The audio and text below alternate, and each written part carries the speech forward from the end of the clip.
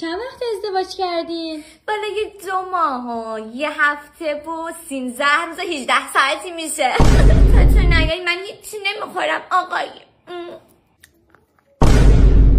از دوستات چه خبر؟ دیگه باشون صحبت نمی کنم. چرا؟ راستش آقامون خوشش نمیاد، میگه که آدمای مجرد تاثیرات بدی روی زن شوهردار میذارن. پیج اینستاتو میدی؟ آره عزیزم بزن محمد مایلاو نقطه 1404 عکس پروفایلم هم محمد، یکم شونه منم افتاده. خونتون خیلی گرمه. آی عزیزم دستت رفت تو چشم. وای اصلا حواسم نبود ببخشید. مجرد نمون، نمیتونی زندگی متأهلی چقدر خوبه. برات خیار پوست بگیرم؟ دوست دارم.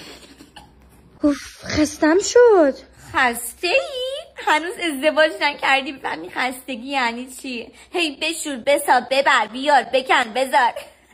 شما بحث و دعوا هم میکنید؟ وای نه عزیزم، ما از وقتی با هم دیگه ازدواج کردیم حتی یه بارم سر هم دیگه داد نزد. محمد یه بار دیگه جوابتون انداز تو حال.